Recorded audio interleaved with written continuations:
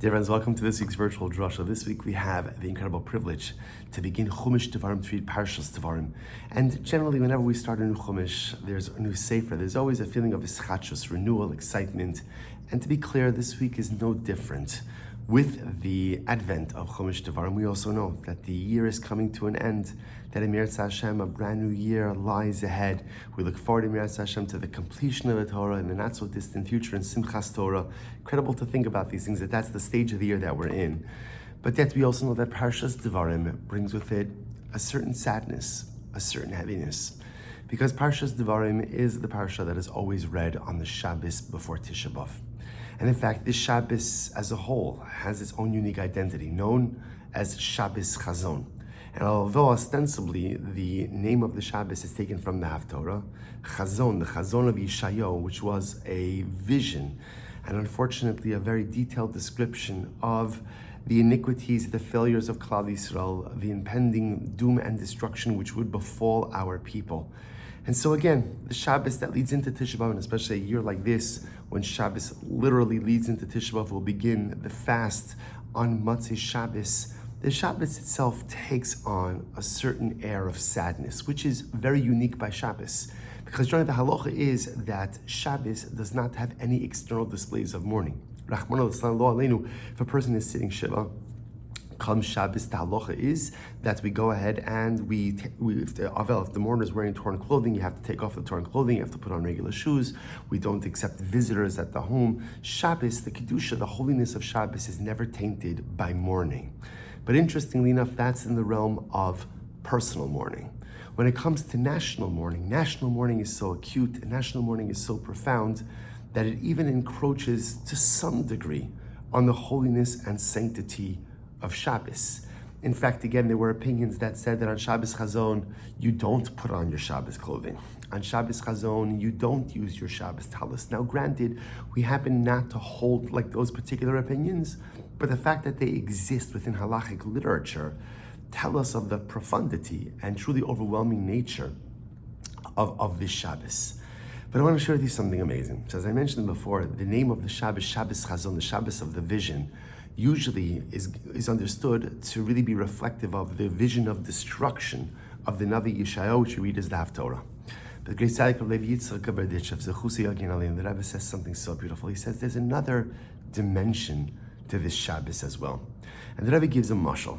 There was once a king, and the king had a son, prince, and this prince, of course, was going to be groomed to be the future monarch, to be the future leader over the entire kingdom. Well, the king decided one day that, my prince has to begin to dress his part, so he ordered the royal tailor to make the prince a beautiful outfit. The prince was a little boy, tailor takes all the measurements, and a few weeks later he presents the prince with this beautiful outfit. The prince tries it on, his father's beaming with pride, the prince himself with the beautiful fabrics and the precious jewels, and it's incredible. The prince is so happy, he goes outside. Prince goes, he's a little boy, he goes outside to play with his friends, and sure enough, what happens? The new, beautiful, elegant royal clothing rips. He comes back into his father, all disappointed, all upset. His father said, don't worry about it. Calls back the royal tailor again, and the royal tailor this time makes him another outfit as well.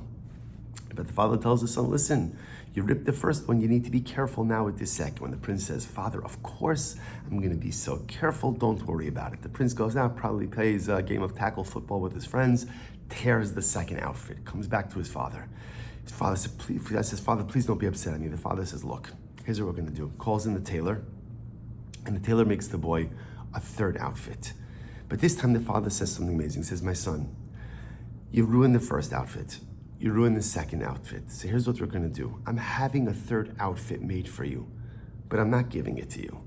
I'm not giving it to you because clearly you haven't displayed the ability to go ahead and maintain this clothing.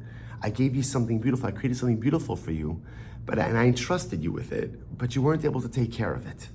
So I'm going to have a third outfit made, and we're going to put it in a display case. So this way it's there. Whenever you want to look at it, you can look at it, and it's there for you. It's yours. It's yours. And when you are mature enough and you are responsible enough to be able to take care of that outfit, I promise, just come to me, tell me, and it's all yours. maybe we'll reach that decision together, but the outfit is there. It's made, it's crafted for you, it's tailored for you. You can look at it whenever you want, just not now. You're not ready for it yet. And the Rebbe Levi Yitzchak says something so beautiful. He says, the message is clear. The outfits, of course, are the Batei Mikdash, are the holy temples. The king is HaKadosh Baruch Hu, and we are the prince. The Rebbe Shalom gave us the first Beis HaMikdash. But unfortunately, we did not know how to care for it. We didn't know how to value it. And so unfortunately, we sullied it, as the Gemara tells us, with the 3 cardinal sins of Avodah Zarah, idolatry, Gilui Arayos, immorality, and Shvichus Damim, or murder. We tore it up. And HaKadosh Baruch Hu said, okay, I'll make you another outfit. And he gave us a second temple. He gave us a second Beis HaMikdash. And once again, we weren't able to appreciate it, and we weren't able to take care of it.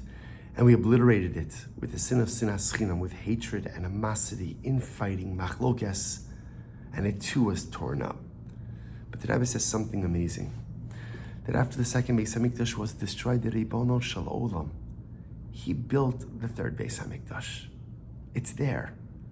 And it's in that beautiful, so to speak, display case in Shamayim, in the heavens, waiting to come down. And the Rebbe says, if you are in tune enough with your neshama, and if you're able to look inward and introspect, and if you're able to get on the same frequency as HaKadosh Baruch Hu, you can see it. You can see it. You could catch a glimpse of the third Beis HaMikdash. You could catch a glimpse of what is in store and what is waiting for us. You could see it with, maybe not with your eyes, but you could see it with your soul. Because like the king wanted to show the prince, I love you and I believe in you, so I'm making the third outfit now. I'm not going to wait to make it till you deserve it. I'm not going to wait to make it until I decide that you're responsible. I'm making it now because I believe in you. Rabbi Yitzchak says HaKadosh Baruch Hu created the third Beis HaMikdash already. It's here. It's here. I mean, it's not here. It's there. It's in the heavens, in the celestial abode, and it's in the most beautiful display case. And HaKadosh Baruch Hu looks at it every day, and He invites us to see it as well. He wants us to see it, because He wants us to know how much He believes in us. We messed up once, we messed up twice, but like the little prince in the mashal, we are still beloved by our Father, the King, and the King believes in us more than we know. And the Rebbe says, that's the pshat with Shabbos Chazon. This is a Shabbos of vision, but the Rebbe says, not a vision of destruction. This is the Shabbos, where if we tap into the energy, and yes, the sadness, and the brokenness, and on this Shabbos, if we allow ourselves to understand that we are part of something so much bigger, we have lost much, but there is so much beauty that is waiting for us in our collective future. The Rebbe says, this Shabbos is misugal, it is unique, in that we could catch a glimpse of the third Beis HaMikdash. Shabbos Chazon is a Shabbos of vision for what will be. Not the vision of what's been lost, but the vision in Mirat Hashem of what we can regain, of what we can get. And if I'm in touch enough with my neshama, with my soul on this Shabbos, if I maximize this Shabbos, if I use this Shabbos of Parshas Devorim, Chumash Devorim, to reconnect with myself, to reconnect with HaKadosh Baruch Hu, then Shabbos, I will have a Shabbos of vision. I will see that beautiful third Beis HaMikdash. And just like the little prince, as disappointed as he was not to get his third outfit, whenever he needed chizuk, he went to that display case. He looked at it. He admired its beauty, and he knew that his father believed in him. That his father believed in him. And his father never stopped believing in him. And on this Shabbos of Shabbos Chazon, we could catch a glimpse of our third beautiful Beis HaMikdash that is just waiting to come down, that is just waiting to be given. The King is waiting to give it to us. And even if it hasn't come down yet, and we don't know when it's going to come down, halabai b'mihira b'yameinu, by looking at it, by seeing it, we remind ourselves how much our Father, how much our King believes in us. And I think we could even take the Rebbe's words one step further. Because maybe the avoda of this Shabbos, if it's really a Shabbos of chazon, of vision, of the Beis HaMikdash, a vision of how much HaKadosh Baruch Hu believes in us despite everything that's happened, I think his Shabbos also offers us an opportunity to think about the vision we have for ourselves. See, we forget that as much as Shabbos Chazon, the 9 days, Tisha B'Av, is about mourning what we have lost, it's also about reflecting, contemplating the future. We're going to shed many tears over the overwhelming losses of our people over the last thousands of years.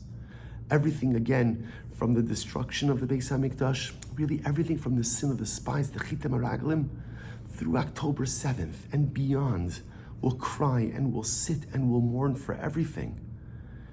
But in the midst of all the destruction, in the midst of all the sadness, is also a tremendous opportunity to rebuild. And what do we want for ourselves? What kind of lives do we want? What kind of people do we want to be as individuals and as a nation? The crazy part about mourning destruction is where there are things destroyed, there's also an overwhelming opportunity for rebuilding. Shabbos Chazon, perhaps, is not only as the Rebbe described it, a Shabbos where we could have vision of the third Beis HaMikdash, but it's also a Shabbos where we could begin to think about the future vision we have for ourselves. Chavra, what do we want? What do we want? Life goes by so quickly. And I feel especially this time of year, we are more acutely aware of that. Life goes by keherefayim, like the blink of an eye. And if you fall asleep, or you fall into a lull, or you fall into a trance, you can miss out on the opportunity to do something magnificent. This Shabbos of vision is a threefold vision. It's a vision for what we have lost. It's a vision of the third Beis HaMikdash that is waiting for us. And it's a Shabbos in which we must create a vision for the future for ourselves. Much has been lost, but there is so much more beauty, so much more bracha which lies ahead. But you need a comprehensive life vision if you want to tap into that. You need a comprehensive life plan if you really want to maximize the number of years you have on this earth. You need a chazon, you need a vision if you want to become the best version of yourself. We should be Zochem Eretz Hashem to a beautiful and uplifting Shabbos Chazon. Yes, our hearts should break for the vision of all we have lost. Our hearts should rejoice over the vision of the third Beis HaMikdash that our King is just waiting to deliver down to the earthly abode. And we should find the strength and the time to create a vision for ourselves for who and what we want to be in the beautiful future which awaits all of us.